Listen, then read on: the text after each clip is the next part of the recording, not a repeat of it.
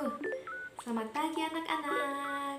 Apa kabar kalian hari ini? Alhamdulillah, luar biasa, tetap semangat. Allahu Akbar. Nah, anak-anak pada pagi hari ini sehat semua ya. Dan siap untuk mengikuti pelajaran pada pagi hari ini ya tentunya. Baik, siap semua. Nah, sebelum memulai pembelajaran pada pagi hari ini, marilah kita berdoa menurut kepercayaan dan agama masing-masing. Berdoa dimulai. Berdoa selesai. Nah, semoga dengan diawalinya dengan berdoa, pembelajaran pada pagi hari ini dapat berjalan dengan lancar.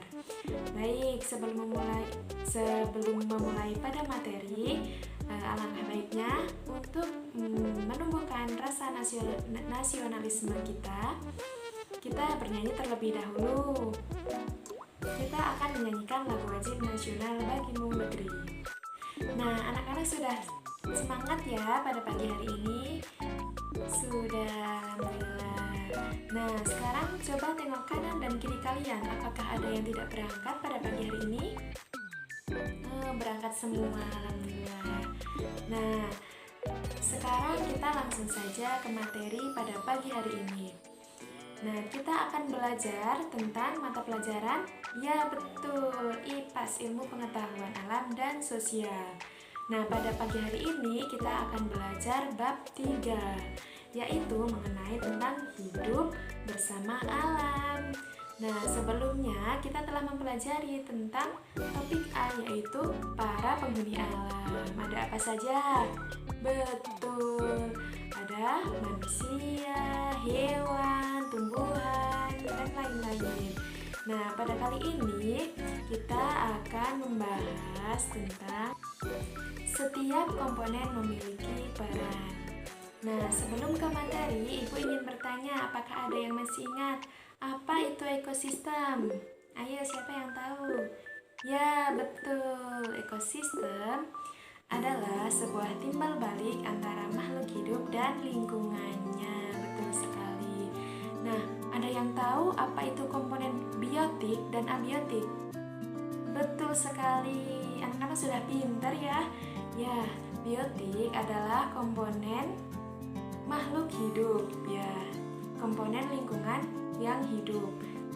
Di antaranya ada, betul, ada manusia, kemudian ada hewan, dan ada tumbuhan.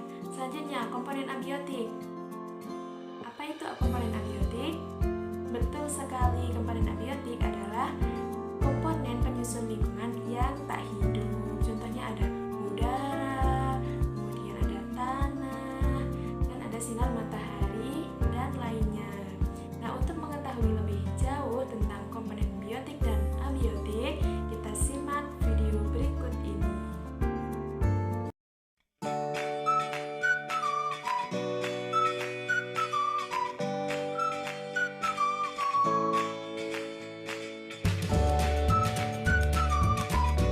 Wabarakatuh. Halo anak-anak hebat, jumpa lagi di Tia Yandita YouTube channel. Pada kesempatan kali ini, Ibu Tia akan membahas materi IPAS bab 3, yaitu hidup bersama alam. Kita lihat yuk, materi apa saja yang akan kita pelajari. Ada 3 materi. Yang pertama, para penghuni alam. Yang kedua, setiap komponen memiliki peran. Dan yang ketiga, hubungan yang unik pada makhluk hidup. Nah, anak-anak, kita masuk yuk ke materi pertama, yaitu para penghuni alam. Kita akan belajar tentang ekosistem. Apa itu ekosistem? Ekosistem adalah hubungan timbal balik antara komunitas makhluk hidup dengan benda tak hidup di suatu lingkungan. Menurut tempatnya, ekosistem dibagi menjadi 2, yaitu ekosistem daratan dan perairan. Di daratan ada ekosistem sawah, perkebunan, hutan, padang gurun.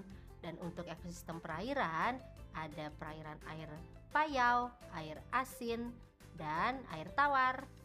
Sedangkan menurut jenisnya dibagi menjadi 2 macam, yaitu ekosistem alami dan buatan. Ekosistem alami contohnya ekosistem hutan, ekosistem laut, dan juga ekosistem padang gurun. Sedangkan ekosistem buatan adalah yang dibuat oleh manusia seperti sawah, danau, atau akuarium. Nah, dari ekosistem yang sudah Ibu sebutkan tadi, terdapat komponen pembangun ekosistem. Yang pertama adalah individu, yaitu satu makhluk hidup. Lalu gabungan dari individu menjadi populasi, gabungan populasi menjadi komunitas, dan jika gabungan komunitas ditambah dengan unsur-unsur tidak hidup atau abiotik, seperti contohnya udara, batu, tanah, matahari, maka jadilah ekosistem. Dari komponen-komponen tadi, yaitu individu, populasi, komunitas, dan menjadi ekosistem, itu terdiri dari komponen biotik dan abiotik. Apa sih komponen biotik dan abiotik? Kita lihat yuk penjelasannya. Komponen biotik yaitu berisi makhluk hidup yang hidup di suatu ekosistem. Seperti contohnya ada hewan, ada tumbuhan, manusia, dan mikroorganisme seperti contohnya parasit, bakteri, virus, dan lain-lain. Sedangkan komponen abiotik berisi yang bukan termasuk makhluk hidup tapi berperan penting dalam kehidupan makhluk hidup tersebut, yaitu ada matahari, awan, tanah, batu, air, dan udara. Semua komponen tersebut sangat dibutuhkan oleh makhluk hidup. Nah, anak-anak, sekarang kita masuk yuk ke materi kedua, yaitu setiap komponen memiliki peran. Peran setiap komponen yaitu menjadi suatu hal yang dibutuhkan oleh komponen lain, yaitu dengan kata lain adanya hubungan timbal balik antara komponen biotik dan komponen abiotik. Sekarang kita lihat yuk contoh hubungan timbal balik antara komponen biotik dan abiotik atau komponen biotik dan biotik. Contoh pertama yaitu cacing dan tanah. Tanah dibutuhkan cacing untuk tempat tinggal, sedangkan cacing dibutuhkan tanah untuk menggemburkan tanah. Nah, contoh kedua adalah lebah dan bunga. Lebah membutuhkan bunga untuk makanannya yaitu nektar, sedangkan bunga juga membutuhkan lebah untuk proses penyerbukannya. Intinya, setiap komponen ekosistem memiliki perannya masing-masing dan setiap peran ini sama-sama menjaga ekosistem tersebut agar menjadi harmonis. Nah, pertanyaan selanjutnya, apa sih peran manusia sebagai bagian dari ekosistem? Manusia berperan sebagai pengambil manfaat dari suatu ekosistem dan berperan juga dalam menjaga keseimbangannya. Jadi manusia mengambil keuntungan dari suatu ekosistem, misalnya sawah. Manusia mendapat manfaat yaitu mendapatkan padi, beras, dan lain-lain. Sedangkan perannya yang lebih penting adalah menjaga ekosistem tersebut agar tidak rusak. Nah, anak-anak tahu tidak, manusia dapat menambahkan komponen loh dalam ekosistem dengan cara penanaman pohon dan pemeliharaan satwa-satwa liar. Tetapi manusia juga dapat mengurangi komponen dalam ekosistem dengan cara contohnya penebangan liar dan pembakaran hutan, sehingga komponen dalam ekosistem rusak atau berkurang. Baik anak-anak, kita masuk ke materi terakhir yaitu hubungan yang unik pada makhluk hidup. Nah, kita akan membahas tentang simbiosis. Simbiosis adalah hubungan yang khas antara makhluk hidup. Simbiosis bertujuan sebagai usaha makhluk hidup untuk bertahan hidup di lingkungannya. Simbiosis dibagi menjadi 3, mutualisme, komensialisme, dan parasitisme. Kita lihat yuk contohnya satu persatu. Simbiosis mutualisme contohnya ada pada lebah dan bunga. Sama-sama menguntungkan di mana lebah mendapat makanan dari bunga, sedangkan bunga juga dibantu penyerbukannya oleh lebah. Contoh kedua yaitu burung jalak dan kerbau. Dua-duanya sama-sama mendapat keuntungan di mana burung jalak mendapatkan makanan berupa kutu di punggung kerbau, sedangkan kerbau mendapat keuntungan yaitu perasaan lega karena kutu yang membuat gatal hilang karena dimakan oleh burung jalak. Contoh ketiga yaitu antara manusia dan bakteri E. coli. Dua-duanya sama-sama diuntungkan. Bakteri diuntungkan dengan mendapatkan makanan dari usus manusia, sedangkan manusia diuntungkan dengan berkurangnya bakteri jahat di ususnya dikarenakan dimakan oleh bakteri E. coli. Selanjutnya kita masuk yuk ke simbiosis komensialisme, yaitu hubungan antar makhluk hidup yang hanya menguntungkan satu pihak, namun pihak lain tidak dirugikan. Contohnya bisa kita lihat di tanaman anggrek dan tumbuhan paku. Mereka mendapat keuntungan untuk mempermudah mendapat cahaya matahari dari pohon-pohon yang tinggi. Akan tetapi, pohon-pohon yang menjadi tempat mereka tinggal tidak merasa rugi dengan kehadiran mereka. Contoh simbiosis komensialisme lain adalah antara ikan remora dan ikan hiu, di mana ikan remora selalu menempel pada hiu agar merasa aman dari gangguan para pemangsa dan mendapatkan makanan dari sisa makanan hiu. Tapi ikan hiu sendiri tidak merasa dirugikan ataupun diuntungkan dengan kehadiran ikan remora tersebut. Simbiosis terakhir yaitu simbiosis parasitisme, di mana hubungan antara dua makhluk hidup yang menguntungkan bagi salah satu tapi merugikan bagi yang lain. Contohnya adalah kutu rambut. Kutu rambut diuntungkan dengan menghisap darah dari kepala manusia, sedangkan manusia dirugikan karena merasa gatal pada kulit kepalanya. Contoh lainnya adalah antara larva dan buah-buahan. Larva diuntungkan karena mendapat cairan dari buah sebagai makanannya, sedangkan buah dirugikan karena jadi membusuk. Contoh terakhir adalah antara cacing tambang dan manusia, di mana cacing tambang di usus manusia sangat diuntungkan karena bisa menyerap darah sebagai sumber nutrisinya. Sedangkan manusia dirugikan karena dengan adanya cacing tambang bisa menyebabkan berbagai penyakit. Baik anak-anak, tuntas sudah pembelajaran kita untuk hari ini. Jangan lupa di like, share, dan subscribe. Wassalamualaikum warahmatullahi wabarakatuh. Baik, setelah menerima penjelasan tadi dari video, nah waktunya anak-anak sekarang mengerjakan lembar kerja peserta didik. Nah, di sini Ibu akan membagi anak-anak menjadi 5 kelompok. Satu kelompok berisi 5 orang. Nah, di sini kalian harus bekerja sama ya untuk menyelesaikan tugas dari Ibu guru. Nah, Ibu memiliki 2 tugas. Yang pertama yaitu anak-anak akan mengisi sebuah lembar kerja ya. Di sini terdapat beberapa gambar komponen-komponen abiotik dan biotik. Nah, di sini anak-anak mengisikan di kotak sebelahnya. Di situ anak-anak mengisikan yang termasuk komponen biotik apa saja, ditulis di sebelah kanan. Kemudian yang komponen abiotik ditulis di bawah bagian biotik. Nah, setelah itu anak-anak mengisikan lembar kerja yang kedua. Nah, di sini terdapat beberapa gambar, seperti yang gambar pertama terdapat hewan semut.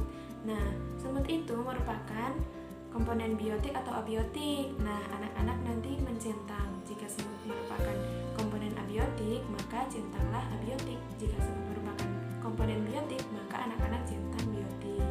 Nah, seperti itu sampai selesai. Kemudian ada beberapa pertanyaan, ada 3 pertanyaan. Nah, anak-anak juga harus menjawab pertanyaan-pertanyaan tersebut. Nah, untuk itu Ibu memberikan waktu anak-anak 15 menit. Nah, kalian harus bekerja sama ya dengan teman-teman yang sudah Ibu bagi tadi.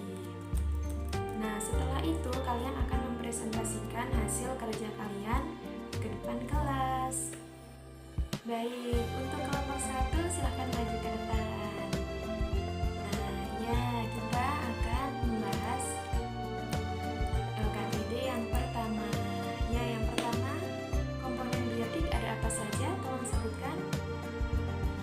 Betul, komponen biotik ada zebra, gajah, kura-kura, kupu-kupu, tanaman, burung. Betul sekali. Apakah ada yang berbeda anak-anak? Sama semua ya, anak-anak pintar sekali. Kemudian yang termasuk komponen abiotik. Betul, ada batu, kemudian ada kamera, dan ada sinar matahari. Betul sekali. Kelompok 1 sudah benar sekali. Apakah ada yang berbeda dari kelompok lain? Sama semua. Baik, selanjutnya kita ke LKPD yang kedua. Nomor 1, gambar semut termasuk komponen biotik atau abiotik? Biotik, betul. Kemudian nomor 2, pasir, abiotik. Sinar matahari, abiotik. Kemudian ada tumbuhan, biotik. abiotik. Betul semua ya ini. Kemudian ada 3 pertanyaan. Apa yang dimaksud komponen biotik? Apa ayo? Betul, komponen makhluk hidup. Kemudian yang kedua, apa yang dimaksud komponen abiotik? Betul, komponen penyusun lingkungan yang tidak hidup. Kemudian sebutkan masing-masing 3 contoh komponen biotik dan abiotik yang ada di lingkungan sekitar. Betul sekali, anak-anak sudah benar semua ya. Oh, ada yang berbeda, apa contohnya? Abiotik. Betul sekali, iya. Abiotik itu merupakan benda-benda yang tidak hidup. Apa saja itu? Betul, iya. Ada batu, kemudian ada petir, ada air. Nah, betul sekali. Baik, anak-anak sudah paham semua ya dengan materi pada hari ini. Nah, sebelum pulang Ibu memiliki PR yaitu asesmen formatif. Nah, di sini anak-anak harus mengerjakannya secara individu. Jika tadi sudah mengerjakan dengan kelompok, sekarang mengerjakan dengan individu. Nah, anak-anak harus membacanya dengan teliti ya, dikerjakan dengan baik. Kemudian besok dikumpulkan. Baik, pelajaran pada hari ini telah selesai.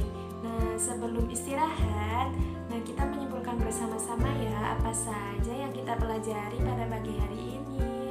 Betul sekali. Nah, apa saja tadi kita mempelajari apa saja ya?